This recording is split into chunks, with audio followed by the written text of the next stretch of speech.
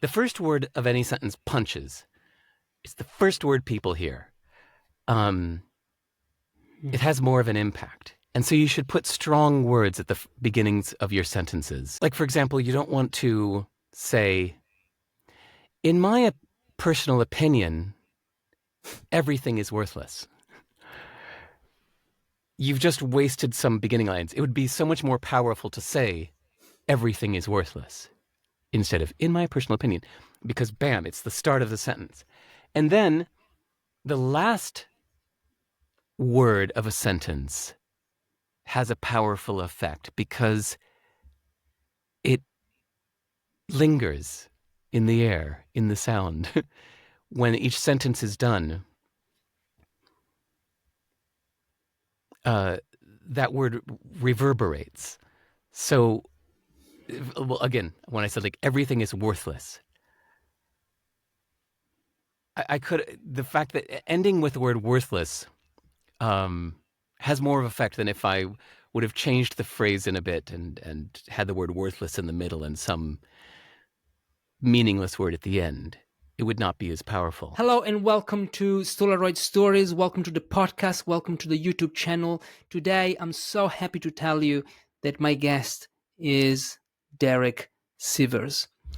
If you know Derek, if you're one of his fans, well, I don't need to introduce Derek to you because you know him, you know what he did, you know that he founded CD Baby, the largest distributor of independent music. You know that he is the author of Anything You Want. Brilliant book, my favorite. Your Music and People. He is the author of How to Live, a masterpiece. He is the author of Hell Yeah or No. He sold this company for 22 million.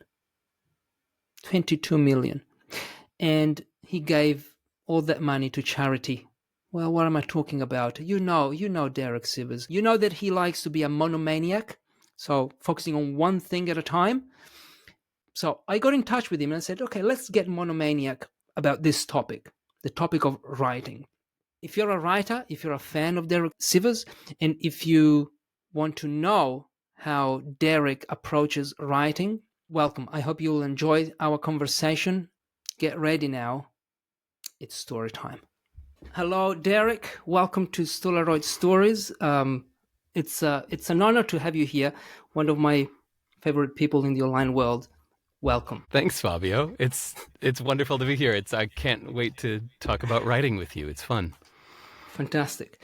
So, we're going to talk about writing today. You're famous for many other things that you've done in your life, like CD Baby, your Hell Yeah or No philosophy and book, your TED Talks, giving money to charity, but there are thousands of we don't episodes. Care about that. Let's talk about writing. Yeah. So what brought you into writing? This is the first question that I wanted to ask you. What brought you there? Because speaking is natural, but writing is not that natural. Like we're not born with the desire for writing. We're born with a need for speaking, but not with a desire for writing. So what brought you there? That's a fun question. It was the need to tell many people the same thing. A lot of my writing has come from somebody asking me a question, me taking the time to answer their question, and I mean, speaking, and then somebody else later asks me the same question again. And so once again, I speak the whole answer again. And after 2 or 3 times of doing that, I think, I need to write this down. For me, it was when I started my music distribution company called CD Baby. I had so many musicians asking me things like, how should I sell more music? Or how can I get the attention of radio? And so I'd answer them, and then somebody else would ask me that again, and I'd answer it again, and then I think, I need to write this down. So I'd write it down, and eventually I started emailing these things to everybody uh, my advice to musicians, and people said that they found those articles really helpful. And I thought, oh, this feels good. And I really like the efficiency, how you can take the time to say something well once, and then forevermore, you can just send somebody that thing that you spent time on, even if it was 10 years ago. You put it into words really well 10 years ago, and now anybody that asks you that, you say, here, read this. This answers your question. Wow. Okay. Were you journaling at the time when people were asking you these questions, like musicians were asking you these questions? Okay, well, journaling is quite different. Journaling is me Mm. sorting out my thoughts. That's whenever I would get confused or I was feeling lost or upset. I would turn to my journal to ask myself, what am I thinking? What's going on here? Why am I upset? What would I like to be done? Well, how would I like it to be? Well, what's the real point? What do I want anyway? What didn't happen? What did I expect would happen? And I ask myself these questions in my journal to help sort out my thoughts. But that's just a big mess. My journals are for my eyes only because it's a big jumble of junk. And only if in that jumble I come up with something that I think other people would find interesting, then I will open up a new text document and share just the interesting bit. Okay. So, as I understand, you started writing blog posts, right? Or because not Yes. books, because your first book was anything. Yes, No, anything you I want. never wanted to write a book. Yeah. Yeah. So, yeah, can you tell us that story? I know that Seth Godin called you and said, Yep. we want, I want you to write a book. You're like, okay. Yeah. Yeah. It's kind of funny that for years people had been asking me to write a book. And I said, nope, no interest. I'm just going to write my blog posts. So much easier. I have no desire to write a book. I'll just keep writing my blog posts. And then one day, my phone rang, and yeah, it was just this unknown number calling. I was like, huh, who is this? Hello? Derek, it's Seth Godin. I went, oh, wow. Hi, Seth. He said, hey, I'm starting a new publishing company, and I want you to be my first author. I went, okay. He said, all right, here's how it's going to work. Seth is actually to credit for how short my books are because he said, Oh, I don't want these to be regular books. I want them to be like little manifestos, 11,000 words, 80 pages, little tight, punchy manifestos. Can you do that? And I went, yeah, I'd love to do that. So I wrote that first book in 10 days because it was just me writing down my stories I had been speaking repeatedly at mm. events and conferences and just conversations. I just wrote down my stories. It took 10 days. And I said, here. And a week later, it was on Amazon. And that was my first book. Yeah, because when you write your stories, like writing your own stories, I find it's easier than So writing. easy. Yeah. So, Coming up with do you some agree? new philosophy that you're trying to explain. Yeah.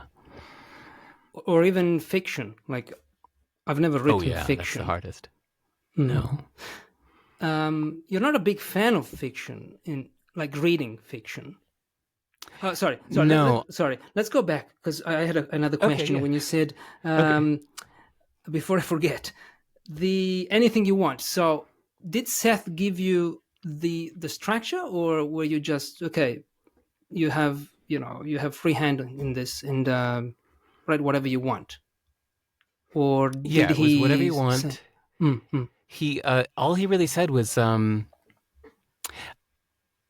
actually, it went through two stages. At first, he said, why don't you make it like a manifesto about the music business?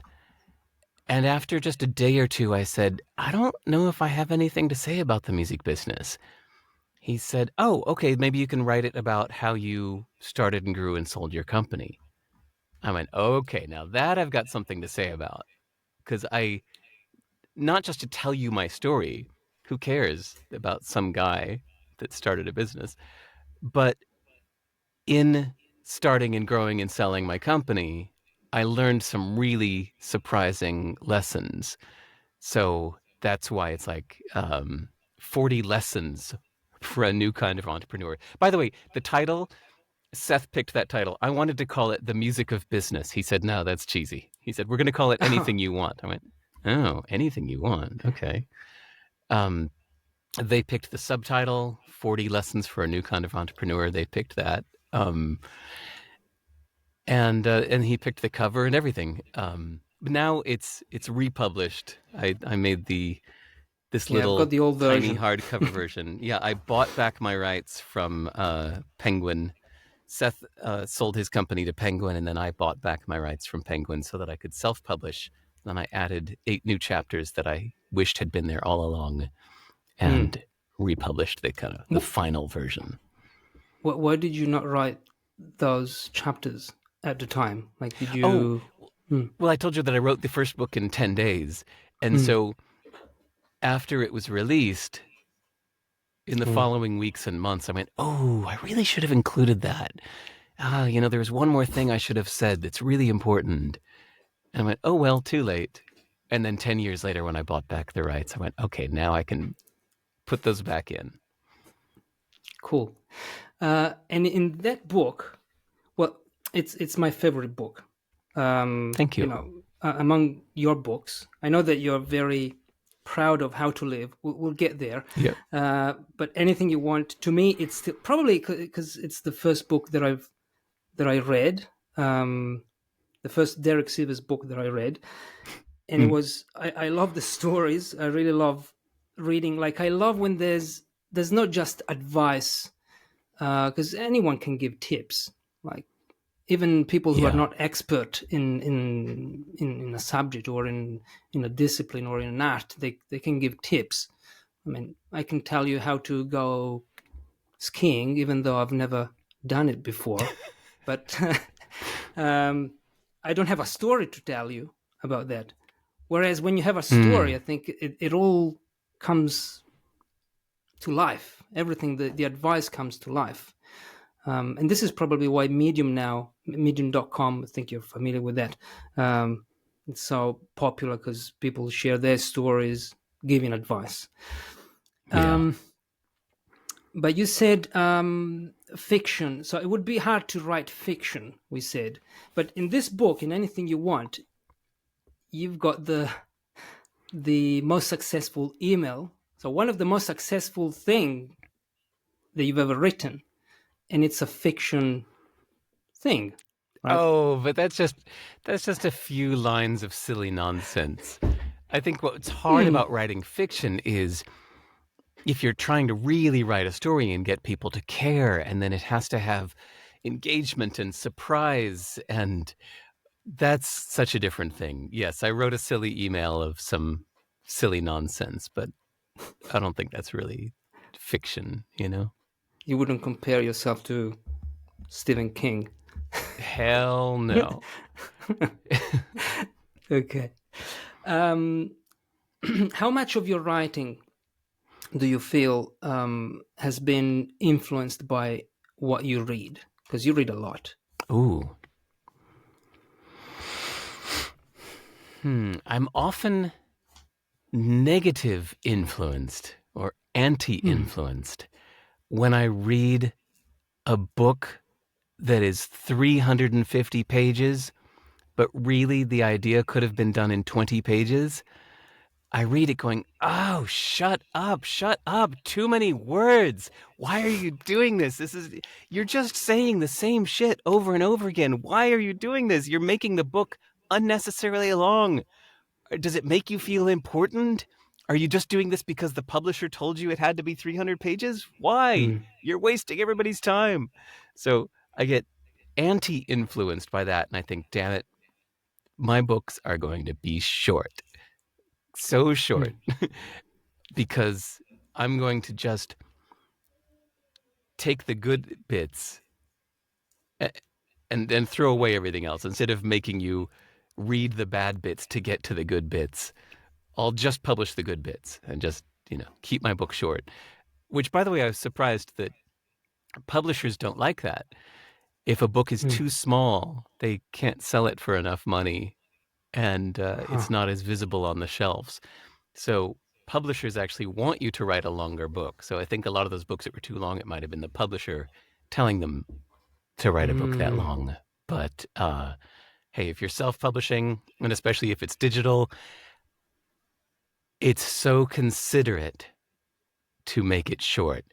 People thank me for having such a short book, and they tell me it makes it easier for them to give my books as presents to other people because it's easy to give somebody a short book, a little 1 hour book going, here, you should read this, you will like it, instead of giving somebody a big 900-page book saying, here, thump, you should read this.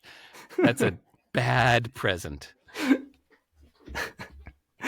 But do you ever read the reviews of your Of my books?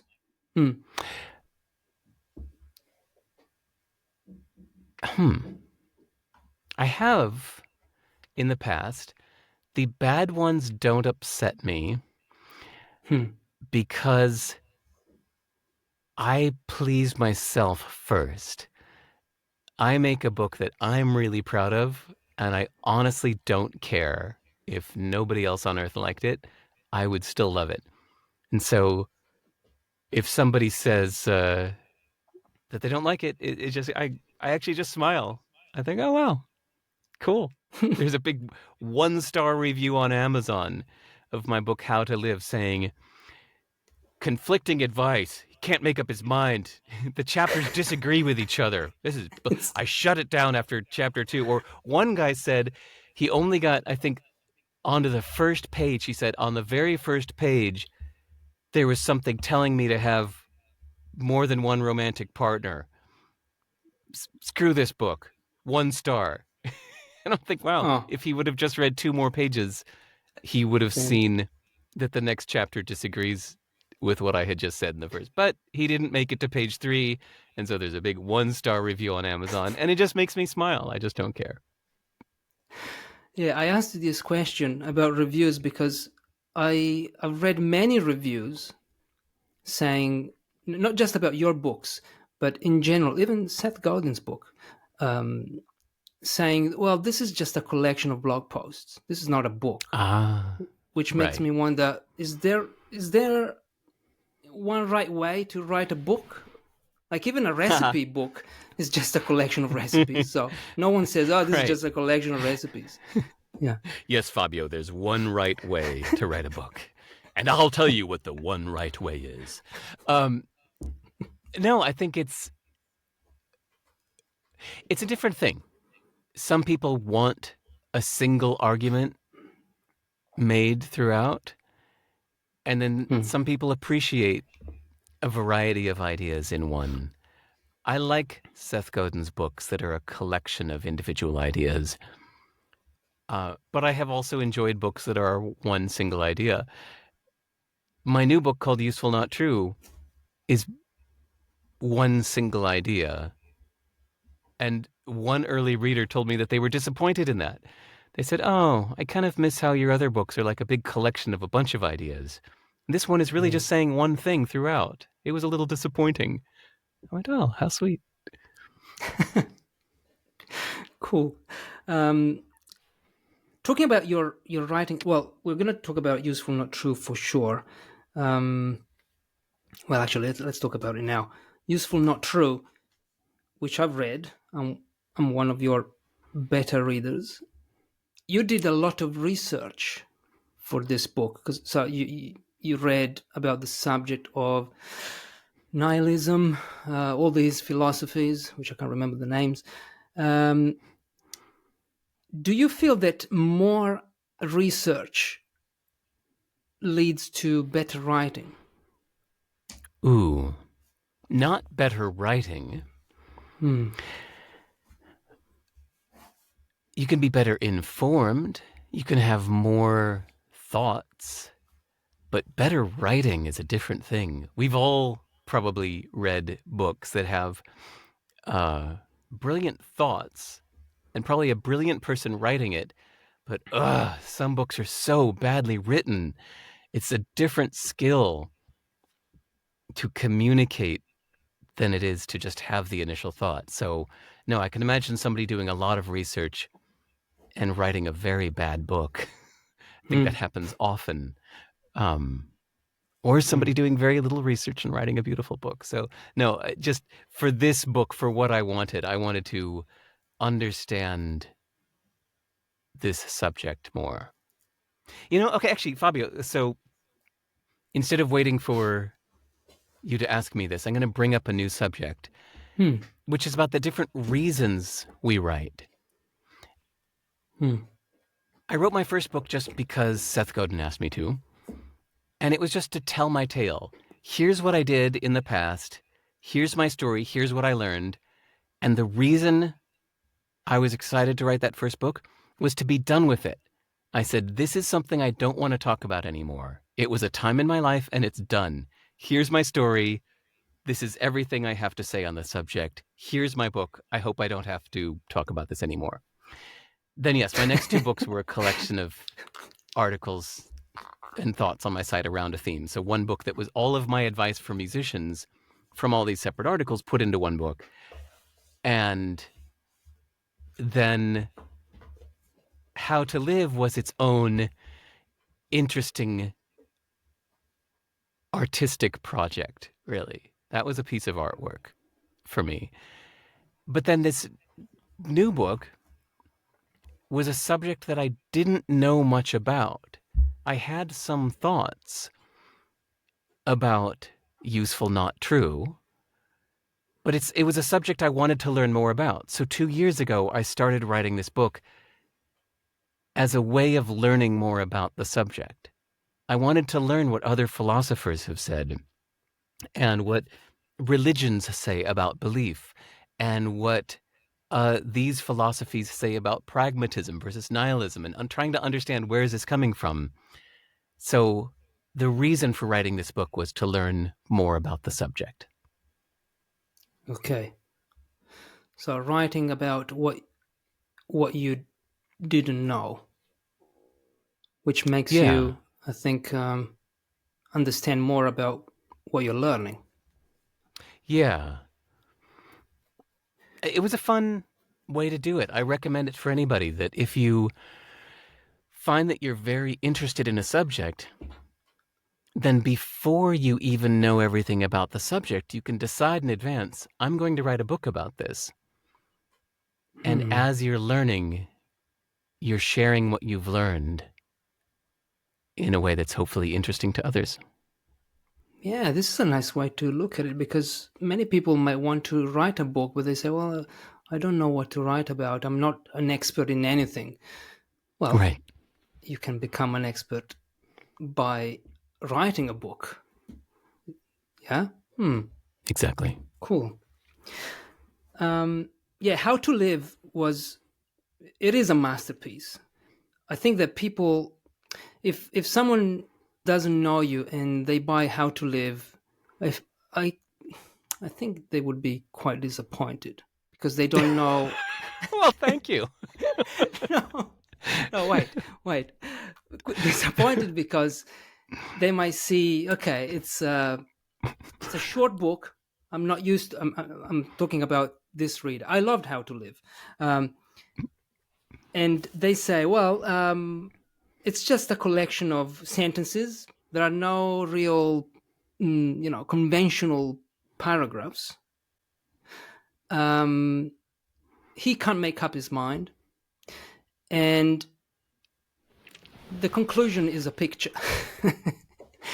Yeah. So they might say, is this a book? Some people might hate it, but if they knew what you did to write this book, like they I'd say it's really a masterpiece. It's a work of art, like you said.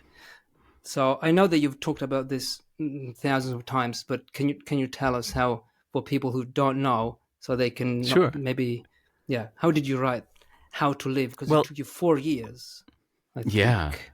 Mm. For 4 years of almost full time, sometimes 16 hours a day, just working on it. So there is a book called Sum, Sum, by David Eagleman that is done in a brilliant format, which is 40 little chapters that answer the question, what happens when you die? And each chapter disagrees with the other chapters.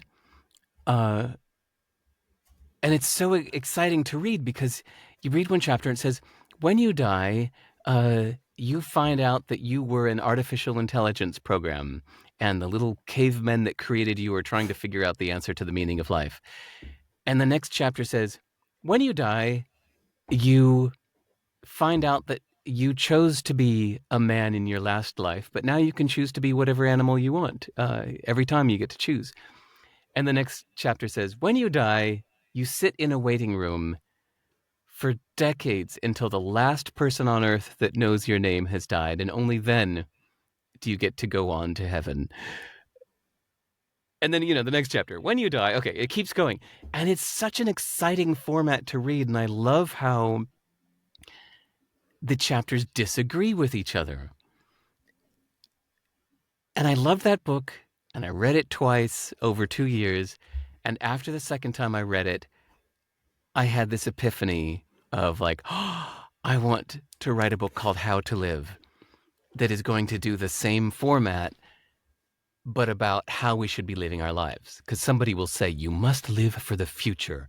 Everything you do is preparing for your future. Live for your future self. And somebody else will say, no, the power of now. There is only now. The future is an illusion. The past is an illusion. All we have is now. And somebody else will say, follow the pain. Whatever hurts you is good for you. You must do whatever hurts. And that's the way to live. And somebody else will say, living is loving. You must love. And if you read a bunch of nonfiction books, you feel the conflict from all of these different bits of advice, saying each one thinking that they have the answer. So I thought, God, wouldn't it be fun to write a book called How to Live, where every chapter insists that it has the answer to how to live your life, but every chapter will disagree with the rest. And it coincided with me having a young child for the first time and the last time, and feeling like I also want to try to pack everything I've learned in life into this one book. So that's why the rough draft was 1,300 pages of everything I had ever learned in life. But of course, I would never want anybody to read that much. So I spent 2 more years compressing 1,300 pages of everything I've learned into 112 pages of succinct little sentences. So almost every sentence you see there in the How to Live book used to be a whole page or more. And I would find a way to, like, how can I really communicate that whole idea in one sentence? And so that's why, yeah, it's meant to be read slowly, that each sentence has a lot of weight. But man, it was a fun project. And I'm so, so proud of the way it came out. I feel like if I did nothing else with my life but write that book, I could die happy. Like, if that's all I did of my time on Earth was make that book happen, that's good enough for me. One sentence per line. Was that influenced, like the way you wrote How to Live, was that influenced also by another book that you read called, I've got it here, Several Short Sentences About Writing? No, I found that later because of the way I write. I saw that book on Amazon and I went, ooh, this sounds like somebody that writes like me. So for years, I've always written one sentence per line. I don't write in paragraph format. Anytime it's a new sentence, I hit enter, I make a new line. And I find this so useful for so many reasons. All right, we're talking to writers here. Let's talk about this. I highly recommend this for everybody. You don't have to publish one sentence per line, but in your raw text editor, wherever you write your words, consider separating each sentence on its own line for a few reasons. The first is for line length. If every sentence you write is the same length, it starts to get boring to the reader. But if some of them are short, and some of them are long, and some of them are very long and go on in a flowery way with lots of adjectives and a big bam at the end, it's more powerful. And when you're writing it one sentence per line, you can see the variety in your line lengths or see the lack of variety. So that's one big reason to write one sentence per line, to make sure that you're always aware of your sentence lengths. The other one is it helps you see your powerful words at the beginning and the end of each sentence. The first word and the first word of any sentence punches. It's the first word people hear. It has more of an impact. And so you should put strong words at the beginnings of your sentences. Like, for example, you don't want to say, in my personal opinion, everything is worthless. You've just wasted some beginning lines. It would be so much more powerful to say, everything is worthless, instead of, in my personal opinion, because bam, it's the start of the sentence. And then the last word of a sentence has a powerful effect because it lingers in the air, in the sound. When each sentence is done, that word reverberates. So, well, again, when I said like everything is worthless, I could, the fact that ending with the word worthless has more of effect than if I would have changed the phrase in a bit and had the word worthless in the middle and some meaningless word at the end. It would not be as powerful. You can hear stand-up comedians do this. Comedians are very careful with where the funny word lands. Usually, the funniest word is the last one because they know people are going to laugh.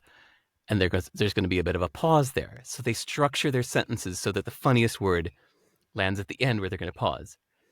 Unless they're doing it for deliberate effect, where they're going to pretend that they're about to just keep talking, and they know that that's what's funny about it. So somebody could say, well, my mother asked what I was doing today, so I threw the spaghetti in her face, and but then I continued walking out the door, and they know that the thing that they said in the middle was funny, and that's why they're continuing to talk, to act as if that's no big deal. Like, oh, surprising, you found that funny. Anyway, we put the same attention onto the words we write, the sentences we write, to structure them in that way. Powerful word first, powerful word at the end. Watch your sentence line lengths. These are all the reasons why for years and years and years I've written one sentence per line. And then when I publish, it just shows up in paragraph format because I put it in HTML into EPUB, and that gets rid of the line breaks automatically. But then for me, when I was getting ready to publish How to Live, I was looking at it in paragraph format going, no, it is too dense. Each sentence contains a powerful idea. And to make a paragraph of 8 sentences? No, that's too much. So I said, it looks kind of extreme, but what if I were to separate it one sentence per line? Ooh, yeah. Now it looks like poetry, and I think it slows down the reader. So that's why I printed it that way. But even if you never print one sentence per line, I highly recommend writing one sentence per line. Wow, I love this. I love the nerdy stuff about writing like this. Me too. Yeah. So one sentence per line. Do you think?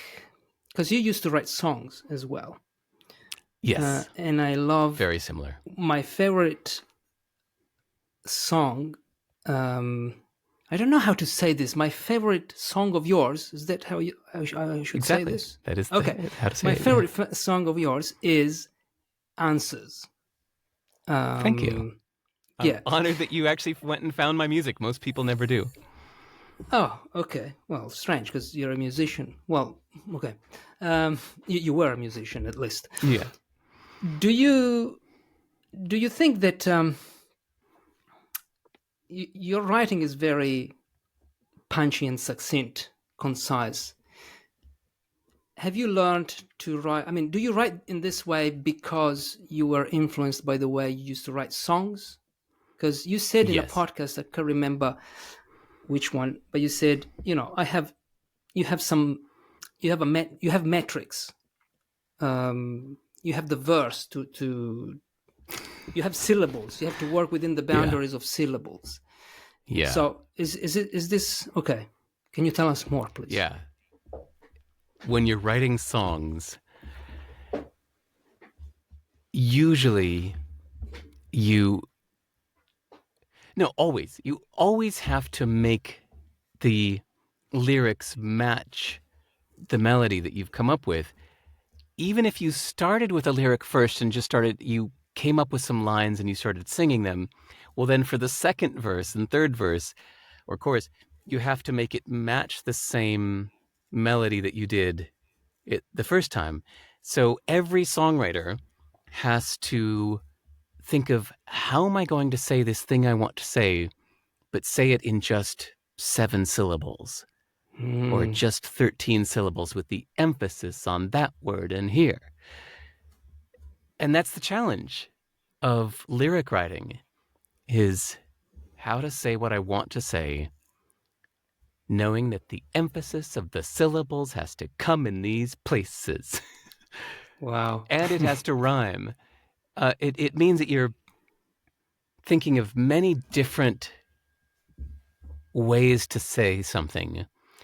I was saddened. I was bereaved. I was devastated. No, 4 syllables. I was sad. That's only 1 syllable. No, I was more sad. No, that's lame. I was heartbroken. Oh, yes, 3 syllables. There we go, with the emphasis on the first one. Heartbroken. That's the word I'll use.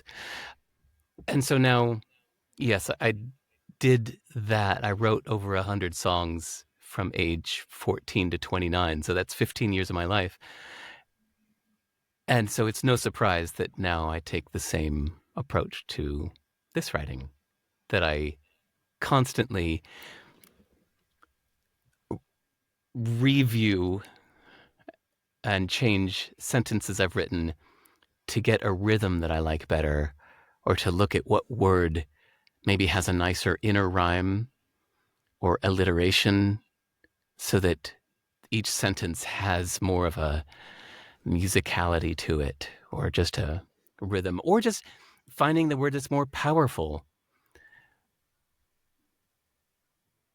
Whereas I could have used 6 words to say the same thing, I'll find 2 words that, ooh, yeah, now that sounds profound. So I'll really edit my sentences a lot to find the punchy, profound way to say something. And how do you know when you're okay? I've got it. Like, is it a kind of Oh, just um, from my own taste, yeah. There's no okay? other way to. It just I go like, ooh, that's good. I like that. Yes. Hmm. And do you have a sentence? This is a. I don't know if it's a maybe too nerdy, but do you have a sentence um, that you are very proud of? Well, I guess all the sentences in How to Live. Yeah. Uh, Yeah. Every yeah. sentence in. But okay, you're thinking ones that I'm exceptionally proud of. Uh, you know what? They're on the website for the book. If you go to sive.rs/h for How to Live, Mm. I put there some of my favorite sentences from the book highlighted in yellow Mm. on that homepage. So that's my answer. They Okay. are there. Okay. Okay. Um, Talking about books about writing. I know that you've read uh, on Writing Well by William Zinser, I think Hmm. it's called. And he says this: never hesitate to imitate another writer. Imitation is part of the creative process for anyone learning an art or a craft. This is especially true of writing.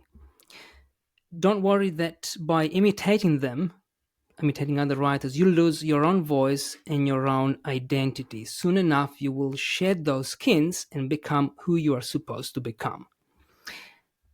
My question for you is, have you ever imitated other writers? Like, have you ever, maybe when you started writing, was there someone who you were like, I want to write like this guy or like this woman? Yeah. And he's not very famous. It's Hmm. Harry Beckwith, Harry Beckwith.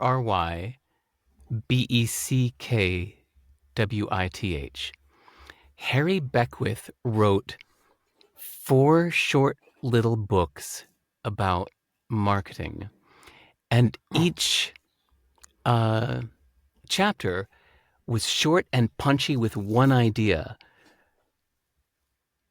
often telling a little tale or just making one point. And I just loved how punchy they were. Seth Godin does this too, and he's famous for it. But Harry Beckwith Hmm. did not get as famous, but his writing had such a big impact on me that definitely I was imitating Harry Beckwith in my early writing to musicians in all those years. Um, Another one was Walt, no, Walter Mathieu, Mathieu, wrote a beautiful book called The Listening Book. Hmm. That again was a collection of short little observations about listening and about music. And I just loved the way that was written, and it had such a big impact on me that later I was definitely imitating him. There are some other writers that I love. The other best writer out there today, in my opinion, is Mark Manson, that wrote The Hmm. Subtle Art of Not Giving a Fuck. Not only are his ideas good, but the way he writes is so powerful. Um, Almost any writer, even of some of my favorite books, you could give me a page of their book and I'd find a way to improve it, in my opinion, to make it more for my taste. And to be clear, I'm not saying it's like an objectively better. It's like a chef just changing a dish a little bit, even though my mother made it this way, I like it a little more that way. So almost every writer I encounter, I can take their ideas and improve them, improve the way that they're written. Except one. I've never been able to improve on a Mark Manson sentence. He writes sentences the way I like them to be. Um, to me, he's about the only writer out there that when I read his ideas, I think, man, I could not have said that any better. And sometimes I've even tried. Sometimes I'll sit for 15 minutes with one of his paragraphs and think, how could I improve this? And I'll try a bunch of things and I'll say, no, can't do it. Mark said it as good as it can be said, to my taste. You also said that you recognized his style when you were reading, well, this book, which is actually here holding my Oh, you've got it right there. will. Will, yeah. Yeah. You said, I can see where, when he's writing, when is Mark that is writing, and when is Will, because it was co written. Like, Yeah. The book doesn't tell you when mm, he's switching voice, but I know his writing style enough that I can tell, like, okay, this is Will speaking, this is Mark speaking. I mean, Mark wrote the whole thing sitting with Will, but mhm. some things you can just tell, like, yeah, this is coming from Mark's head, not Will's head. um, I've recently heard, I was listening to a podcast, and this writer was saying that if we keep like he doesn't read any of the books that were written recently. So he reads only things that were written in the past, like 15 years ago. Because if we keep reading the same books, we end up, this is his theory, we end up writing the same things and thinking in the same way. That's the danger. Um, do you agree with this? Somewhat. My new book called Useful Not True is mostly about reframing. And there's a famous author right now, Scott Adams, who I've liked one of his books in the past. And he has a new book put out last year about reframing. And I think in his case, it's actually just called Reframing something. And a few people have asked if I've read it. And I was like, no, I do not want to read it because that would be too close to home. I would not want my book to be influenced by his at all, because that would be two books about reframing coming out a year apart from each other. So they would be too similar. I want to make sure that nothing I'm writing has been influenced by him. But sometimes if you go back even 30 years, the books are not that different. They're dated. But I could see how, for the sake of not wanting to make the echo chamber the bubble where we all think alike, we all agree. Yes, I think that whoever said that has a very good point. I think Nicholas Nassim Taleb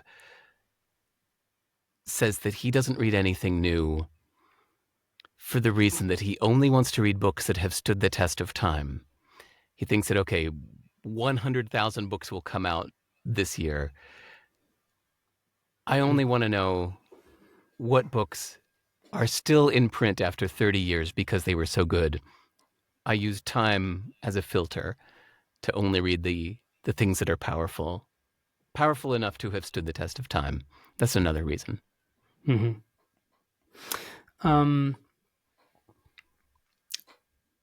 Do you do anything to actively improve your writing? Like, for example, Ryan Holiday, I know that he uses cards and to note down new words when he learns a new word, when he finds a new word in a book.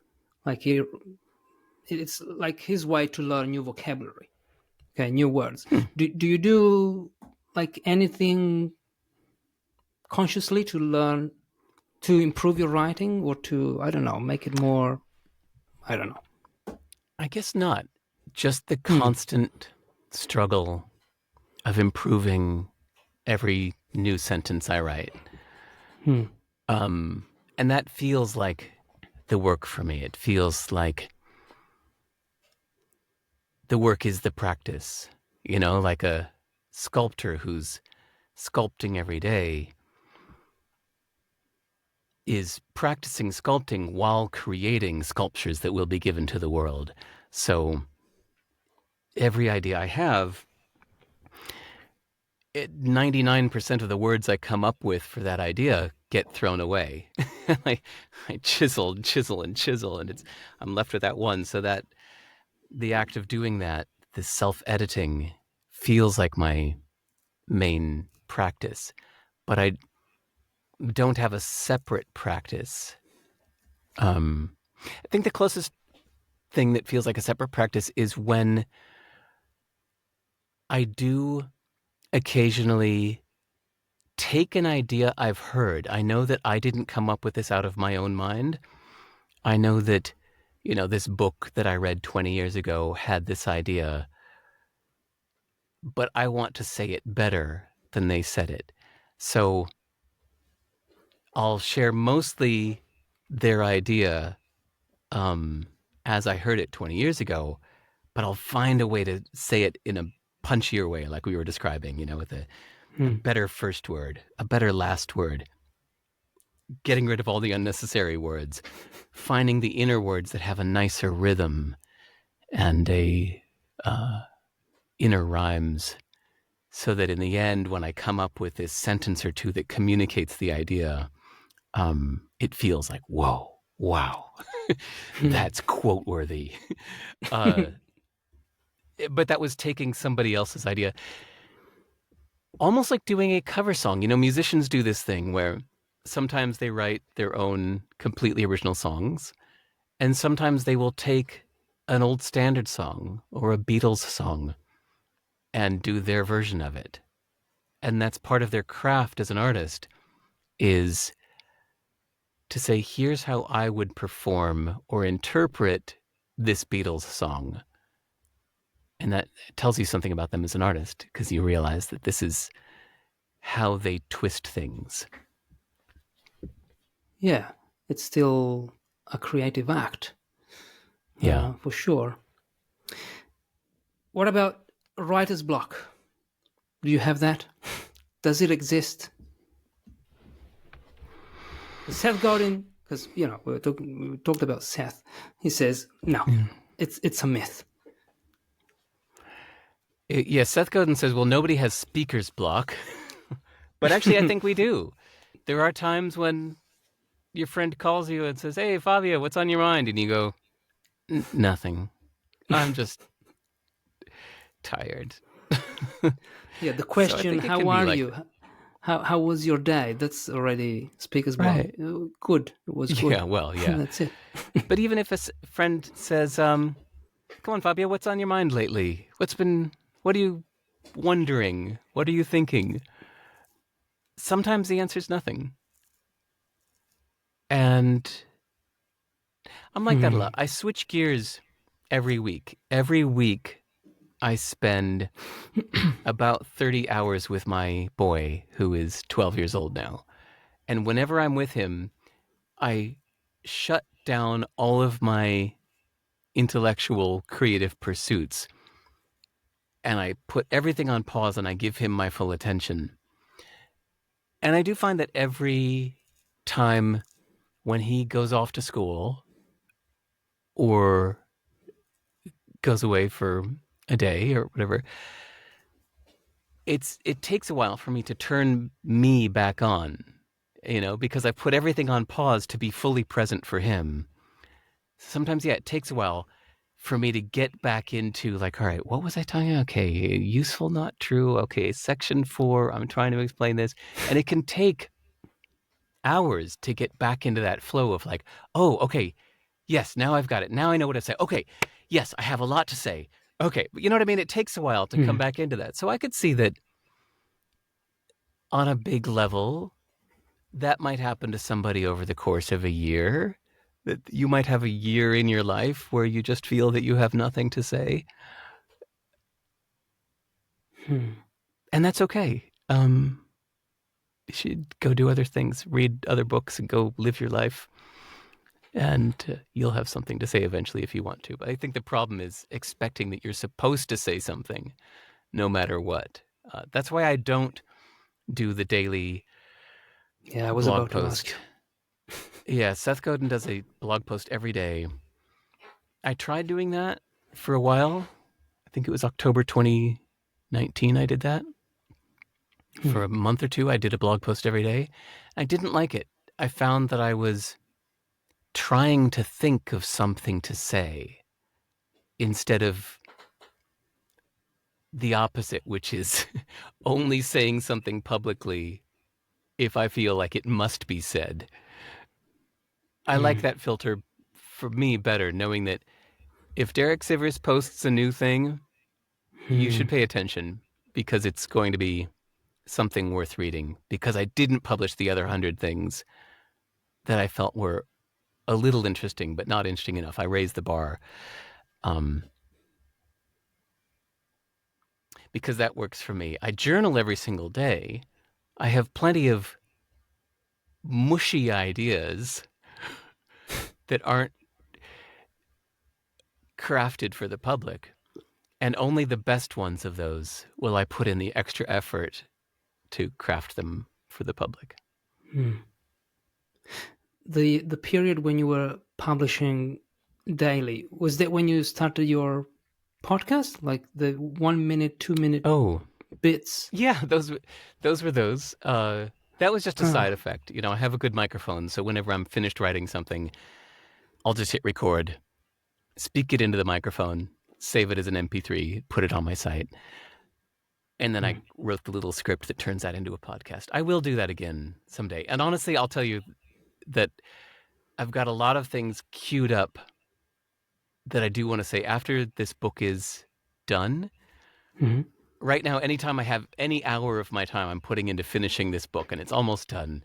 So when the book is done, all of these various mushy thoughts, I'm going to be turning them into blog posts and crafting them more. So I think there is going to be a lot more to say on my site publicly very soon. But and I'll turn those into a podcast too. But yeah, in October 2019, when I did that experiment for a month of posting every single day, that was just an experiment because Seth says to. Okay. Yeah. He said something like it like posting daily forces you to think, forces you to notice things, in your mind, in the world. And to be honest, I'm now in that phase. I'm experimenting with this, and I like it. Sometimes I'm like, oh my god, Good. well, what should I say today? And if I don't have anything to say, I don't publish anything. But there is this also. Well, you're not in the business of building a business, but Right. many Yeah. people, there's this thing that you have to post daily, otherwise people will forget about you. We are in the creator economy now, where Right. everyone wants to be seen and subscribe and like me and all these things. So should we post daily, otherwise people will forget about us? I don't think so. If But yeah. if that's what you want, though, you're right that the algorithms of YouTube and TikTok and Instagram and Yeah. whatever, maybe even Substack and Medium, I don't know, they reward people who post often. And so if you want to try to game those algorithms to please to kiss the algorithm's ass, if that's what you want to do, then that's a good way to do it. Seth does it not for the algorithms, but just for his own creative flow. Like you said, for noticing. And I think that's wonderful. I do find it sad. No, I find it a little sad when people seem to clearly just be churning out content for the algorithm. But maybe like Bach had to churn out music that was commissioned by the king or I don't know, the priest or however it worked back then, that he created works of greatness in between the commission, in between the requirements. Same thing with some of the best writers, I think, were former journalists, because journalists have to produce a column every Sunday for the newspaper, or have to come up, writers for TV shows that have to come up with a new episode every week. You can come up with some beautiful, wonderful work amongst your other bits if you're having to do something every day or every week. So it still could be very worth doing. But as a consumer, I prefer it when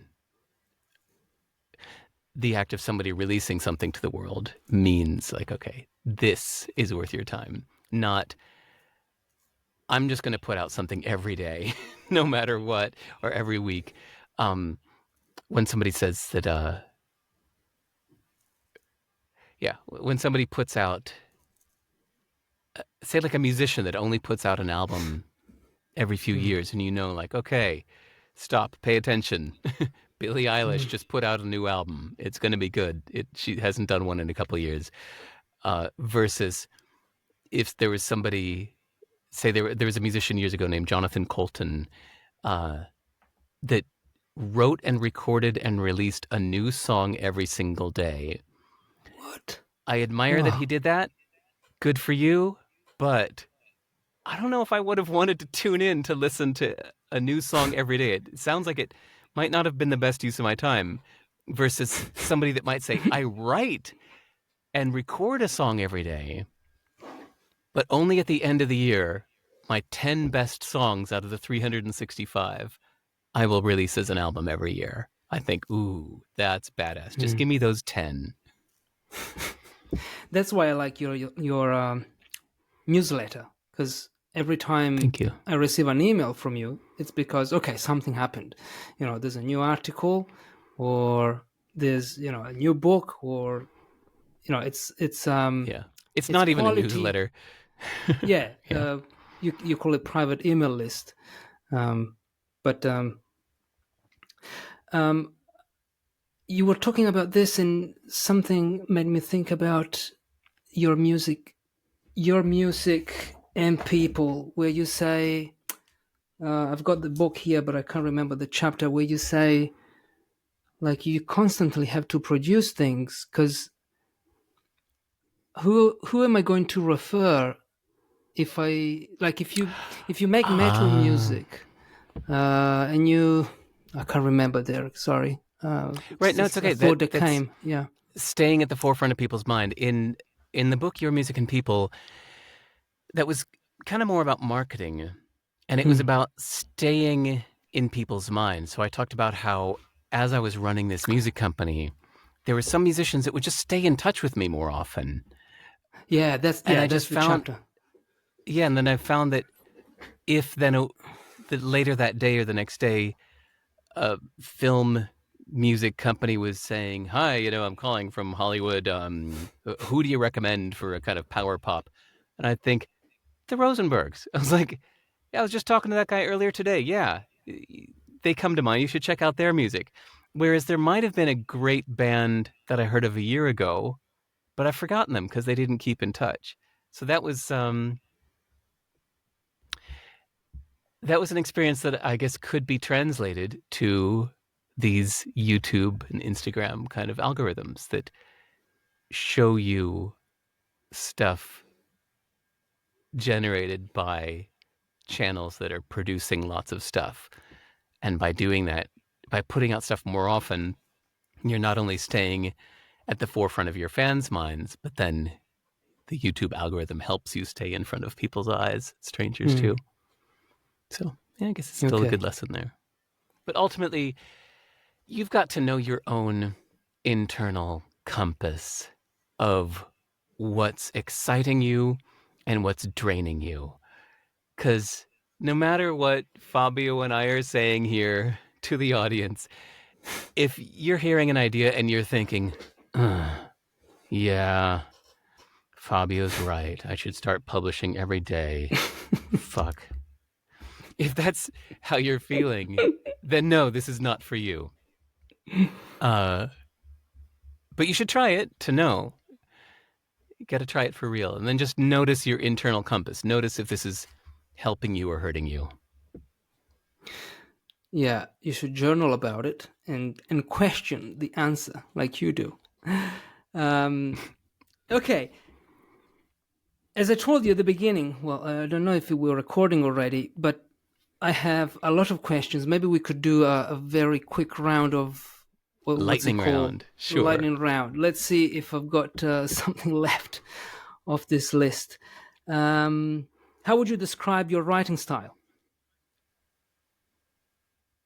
in 3 words? Sorry. Succinct. Punchy. There, I'm only going to use 2 words. You don't Okay. have to fill up the whole requirement. Okay. Wow, Why that do? was what I like that. Yeah, do it in 3 words. Well, I'm going to give you only 2 words. There. That actually, I'm going to just tell you a nice rule of thumb I like. If the reader wishes you would have said a little more, then you've said Hmm. just the right amount. Ah. I really like that, to say a little less than I could. I know I could elaborate, give you more examples, be more clear, and really be thorough to make sure that you really got this. Or I could say a little less and make you go, huh, I wonder what he meant by that. That's what I want. And you leave it to the reader to, to fill the gap, which is great. Right, with their own meaning, because this isn't about me. I'm just trying to share something for you. So if you say a little less than they wish you would have said, then they will fill in the gaps with their own meaning. Next. Is there anything you're still learning or want to improve as a writer? I think we talked about this, but... Oh, yeah. I'd like to... Well, yes. Okay, what?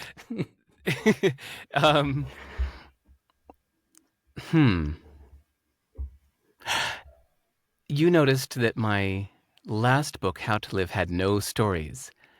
And my new book, I am deliberately coming up with stories for the first time in my life.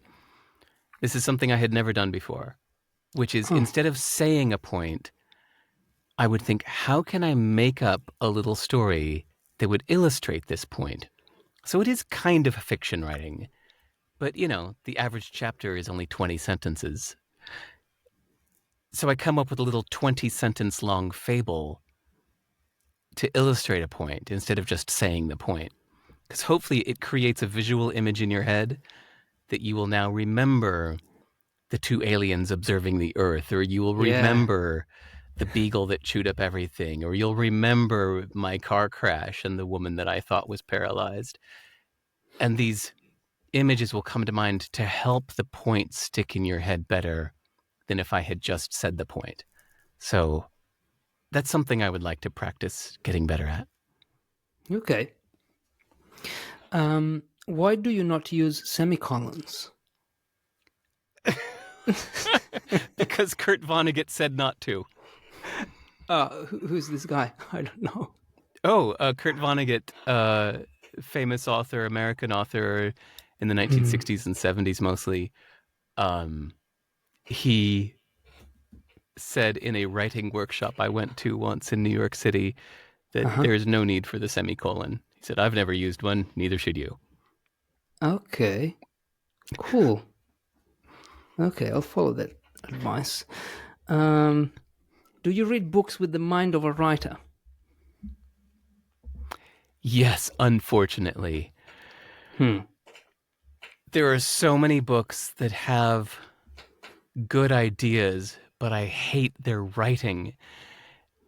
And it frustrates me so much when I get angry at the book for being such a bad writer, because it distracts me so much from the ideas inside. So if you look at my book list on my website, if you go to sive.rs/book,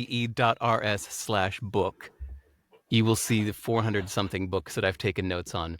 And many times in my little one-sentence critique of the book, I will say something like, good ideas, but terrible writing. I couldn't get past the writing. It's one of the only times that I've had to quit a book halfway through is if I just hate their writing style. It's just too many words or blah, blah, blah going on and on. It's like, I know there's some good points in here, but either too many words, shut the fuck up, or trying so hard to be formal, like this academic style of writing where, like you said about Ryan Holiday, they're trying to use the new big words that they've learned, or they're trying to impress other professors in academia.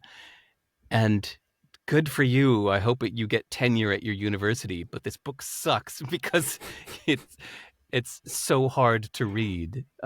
It upsets me a lot. So yes, unfortunately, I listen to music like a musician. I get analytical about everything I hear musically, and I read books as a writer. I am reading them wanting the benefit of the thoughts and ideas in the book, but unfortunately I do critique in my head their writing style too. I read in a book called Why We Read, I think it's called, that academic writing is so dry and dry, boring, impersonal, because it has to be that way, because it's as if it were science speaking, like this universal, no judgment, no personal subjective opinions. It has to be that way. And I thought, wow, okay, makes sense. I know it's boring to read an academic paper unless you're an academic. So yeah. Oh, but even the word choice, Hmm. there is a dry way that you can say what you're saying with more clarity instead of these fancy words that take a lot of mental effort just to understand the sentence itself. The embodiment of the this with the blah, blah, blah, blah, blah, and this. And I look at the sentence and I sit with it for a while and I'm saying, so what you're saying is, you could be this. It's the four, like those four words say the same thing as these 25 long words, but all you're really saying is, you could be this. Or, that didn't work. uh, it's not just that they're trying to keep their personality out of it. That's fine. I think it's admirable sometimes when people keep their personality out of the writing and just stick with the message itself. But the word choice can be very off-putting. Hmm. Maybe I'm just too stupid. No. No, No, you wrote I how mean it. Maybe you, I don't know these big words, and it takes ah me too much effort to understand these big words, and I would appreciate it more if they used everyday words. That's why I was actually surprised when you said that thing about Ryan Holiday. I don't make an effort to add new words to my vocabulary because I want to use words that everybody knows. I know that there are way more English speakers for whom English is their second or third language mm, than there are English speakers where it's their first language. I write for people that have English as a second language. That's my wow. target audience. If native speakers also understand it, good. But I'm primarily writing for people for whom English is their second language. I want to make sure that it's very clear so that somebody who only speaks English occasionally is still immediately affected by it. And that's why I opened last year a little book club with my students of English to read How to Live, because it's, you know, Yes, I remember that. it's. Oh, you remember? Oh, okay. Yeah, because I remember I emailed you the text because you asked for a PDF, Yeah. and I was like, PDF. I was like, here, let me just send you the plain text by email. So I remember that I just went to my draft, and I'd never done that to somebody before. Like, I never just emailed somebody the raw text of my book, but I just sent you the raw text in the body of an email for chapter 1 of How to Live, and yeah, I aim to use simpler words, even when I know a good complicated word. I will find the simpler way to say it so that everybody can understand it. There was a student. Well, I must tell you this. There was a student who said he didn't know what the book was. He didn't know how you wrote it, and he said, "Well, this looks like it was written by an AI." And I thought, you don't Interesting. understand. You don't understand. You have no idea how this was produced. But of course, I couldn't argue. No, that's fascinating feedback. I wonder if it's because it's not written in a talky conversational style. It's not written the way that Hmm. one friend would talk to another over a beer. Hmm. It's short imperative sentences. Yeah, he's got a valid point. But it's funny, I never considered that. Next book. I've got this question. Next book. What's your After Useful Not True? Yeah. Or Do this? you already have? Yeah, after Oh Useful Not True. no, I can't Or even think about that yet. No, I just Tech have to. Independence. Oh, maybe, but that would. I try to write timeless books that, if I'm going to print them onto paper and ship them around the world, I like to think that somebody could pick it up in 30 years and it would be completely valid. In fact, when I was doing this one, Your Music and People, I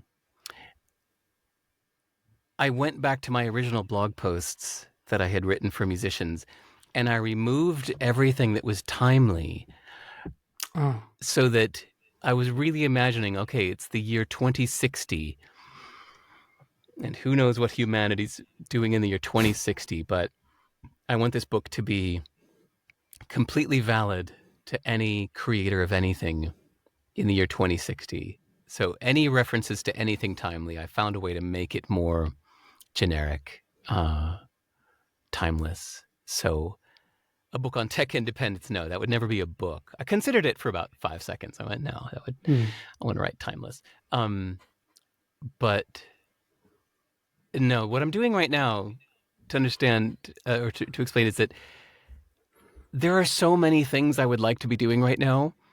I would like to be traveling. I would like to be learning Chinese. I would like to be learning the new Go programming language. I'd like to be building an app. All of those things just have to wait until I finish this book. I'm like 98% done. And I just have to deliberately, like meditation, when thoughts come into your head and you just let them go back out again, just everything else is just going to wait until I finish this book. And once I feel it's done, I send it off to the printer. Then I can turn my attention to other things. But so this tells me that you're very disciplined. But in a recent podcast, you said a woman from Australia, you were recording a podcast in her house, I guess, in Noosa, probably. Oh, yeah. Yeah. She asked you that question, are you disciplined? And you said no. But then you started talking about something else. But you are disciplined. Like, if you have this, monomaniac mindset, that's a sign of discipline to me. Maybe just a little bit. There's some people that eat healthy but wouldn't call themselves disciplined, but they would never eat a big custard-filled chocolate donut. But they don't think of themselves as disciplined, but they are. Maybe it's all a spectrum, right? It's, there's absolutely no discipline, there's absolute discipline, and then all of us are in between. So I consider myself to be on the not disciplined half, but there are some things like this where I don't consider it discipline. I consider it that I really, really, really want to finish this book. And I just know for a fact that you won't finish one thing if you keep saying yes to other things. Yeah. So I just say no to everything else until one thing is done. And then I turn my attention back to all the other things I'd like to be doing. And then usually then I'll pick just one of those and I'll give it my full attention until that's done. And then I'll turn my attention to the next one. So again, I don't think it's discipline. It's just having learned from experience that if you try to do everything at once, then nothing will get done. Yeah. I've experienced that many times. Sorry. That's okay. Okay, last question. Is there anything you feel I should have asked but didn't? No, I don't think that way. No. It's funny. That a few people ask that. Like, what question do you wish I would have asked? I think, man, I'm not coming here with some agenda. No, but I mean more about something that maybe you were going to say, but then we didn't, something that's left, Oh, something like this. a tangent we didn't close. Yeah. Um, your audience are writers. I would like to challenge your audience to try writing something much shorter than you could. For this new book, like I said, it was a subject that I was learning about. So I went and read 20 or 30 books around the subject of philosophy and religion and beliefs and cognitive behavioral therapy, all these things that are related to the core idea of useful, not true. And so I had a lot to say. My Hmm. rough draft of the books from a year ago were blah, blah, blah, blah, blah, blah, blah, blah, blah, blah. So many words. And it felt terrible. I thought, God, this book is going to suck. I have too much to say. And one day, about 6 months ago, I did an experiment where I opened a new text document and I wrote a tiny little fable that just went like this. I can just do it off the top of my head. I said, what time is it right now? For who? You? I'm in New Zealand, but or whatever the current time is for me, that's not the current time for most people in the world. Well, what day is it? For who? You? Well, I'm in New Zealand, so it's Saturday. But for all of my friends in America, it's still Friday. Uh, I went to Fiji, to the island of Taveuni, which is where the international date line crosses, where there's a sign and there's a line on the ground that you can step back and forth across this line. Right foot Saturday, left foot Sunday, right foot Saturday, turn around. No, left foot Saturday, right foot Sunday. It reminds you that dates aren't true, but your feet are in the sand, and that's true.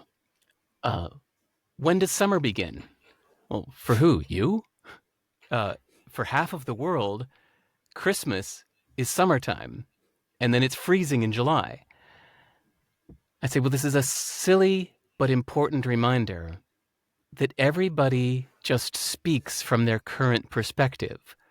People say things like, you can't do that, or here's what women want. They say it like it's a fact, and they feel it's a fact, but actually it's just coming from their current point of view. They're not necessarily wrong, it's just not the only answer. Okay, so that little fable I just told was just 25 sentences or something. And it communicated better an idea that I had been talking all around in a page full of words.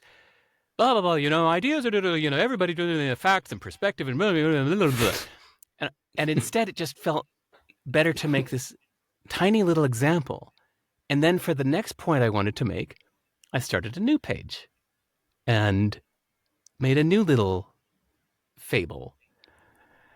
And these communicate the ideas, but they don't try to say everything. They just say just enough to communicate the point and leave more of it up to the reader. It felt so much better. So now, obviously, that's how the whole book is. It's just a collection of little tiny fables and short little chapters, just 20 sentences each, about 20 sentences each, on average. And I challenge any writer here to try that. Try saying less than you could. Try saying just a few sentences and then stop and let the idea sit with your reader so that they can turn it into something themselves instead of you trying to say everything for them. Brilliant. That's the advice that you would give to all the writers that are listening. And with that, I think Even if you don't stick with that, yes. Even if you say, well, no, Derek, I tell very flowery stories full of lots of details. I think, okay, good for you, but just try this once. try this just to see how that feels, and then send it to somebody. The first few people I sent these little fables to uh, both said the same thing separately, which was like, I love how much space you're leaving for me to fill in the gaps myself. Writing by implication. I think this is a concept that I've read Good word. in several short sentences about writing. Like say, Ooh, yeah. yeah, I think it's there. Which is fascinating when you like my favorite sentence, because before I asked you what's a sentence Oh, you're yeah. very attached to, mine Mhm. was in the only book that I've written, anything no, sorry, any language you want, Mhm. which was inspired by Anything You Want and How to Live.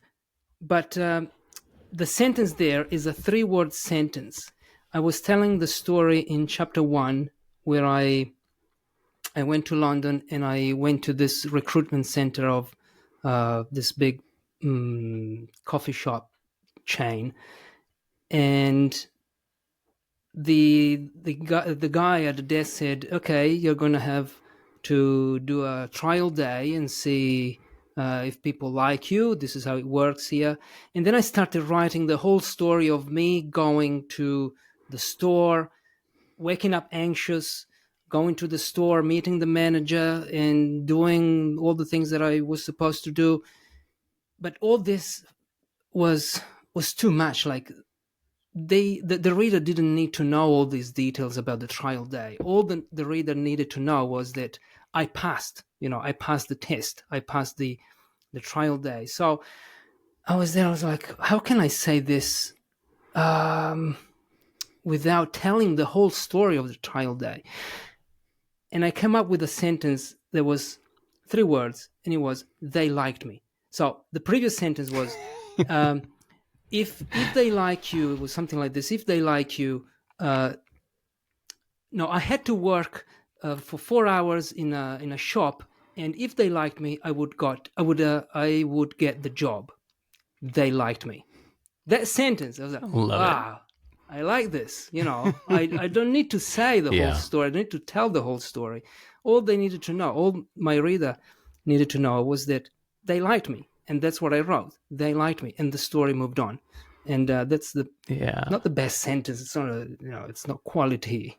It's just three words, but in that context, it was very powerful. Yeah, and it's one of the best sentences that I've ever written in my short career as Nice. a writer. Yeah. I think I can say off the top of my head that Seth Godin, in a recent interview, Hmm. said that his favorite blog post out of the thousands that he's written Hmm. had the title, You Don't Need More Time. And then the body of the post was just one sentence: You just have to decide. And that was it. One sentence for the title, one sentence for the body. And yeah, he said that was his favorite ever because, of course, it replaced a lot of things he could have said. Nice. I Well, mean, you can same as you. feel you can fill the gap in so many ways there. Like you don't have time. You have to Yeah. decide what, when. Um, Great. So, by the way, that, Mm. that book that you mentioned earlier, Several Short Sentences About Writing, I Yeah. do also highly recommend that every writer Hmm. read that because it's very different from any other book about writing that you Hmm. will ever find. And that's very appreciated. It's not like anything you'll find online. It's not like any blog post you've ever read. It's very unique and has some very good points. And yeah, I think everyone should read that. Yeah, it tells you how to think, even not how to think, but it gives you um, a perspective on how to think when Yeah. you're writing. Yeah, Yeah. I love it too. I'm reading it now. Actually, I'm on Cool. page 119, And there are so many things, like, when you want to highlight everything and you're like, Yes. it's too much. How can I remember all this? I don't take Well, notes. I don't. Yeah. Yeah. if somebody wants a preview, if you go to my book page, sive.rs/book, you'll see it's one of the books near the top. Several short sentences about writing it, so you can look at my notes on it if you want the quick overview, which does not replace the book, of course. But if you look at my notes and you read some ideas in there that you like a lot, then you should read the book. That's how I found it. Good. I found it there. Okay. Derek, no more questions. It's been an honor to have you here and to talk about writing with you, one of my favorite writers. And you've inspired me so much. I didn't tell you this before, but without exaggeration, you are the person I've listened to, watched, and read the most since 2001, the day I got an internet connection. So, yes. Wow. Yeah, all the Thank podcasts. You. Yeah. You made me like cleaning my house. Because I listen to podcasts when I clean my house, and I'm like, let's see if there's a new podcast with Derek Sivers. And oh man, I got on YouTube, recently uploaded. And if you're there, okay, even if you talk about hell yeah or no, I will still listen to that. I'll never get tired of that. Thank you. I'm honored. That's amazing. And, yes. It's fun to nerd out on the subject. I saw your podcast and what you're doing, and I went, oh yeah, that would be fun to nerd out on the subject of writing. So thanks for having this podcast and doing this for other writers. Great. Do you want to do your CTA, call to action? Where can people find you? You know what I'm going to say, probably. You've probably heard me say it 20 times by now, which is that I actually really enjoy getting emails from people around the world. This morning, I just got an email from a doctor in Jeddah, Saudi Arabia. I'm like, wow, cool. And I just think it's so cool to get emails from people around the world. And it's like my favorite hour of the day. Is I start every day and I answer every single email that I received that day. So anybody listening to this, yes, just like Fabio did years ago, you should send me an email and say hello and introduce yourself. Great. All the links in the show notes. Thank you, Derek. Thank you so much. We'll see you again online somewhere. Take care. Thanks for listening, guys. Thank you for watching. If you're a writer and you want to improve your writing, or you want to keep improving your writing, consider joining my private email list, Better Writers. I send one short email every week. I share tips, insights, things that I learn, book recommendations to help you do one thing only: become a better writer. The link is in the show notes or in the description of this video. Thank you for listening once again. I'll see you in the next episode. Bye-bye.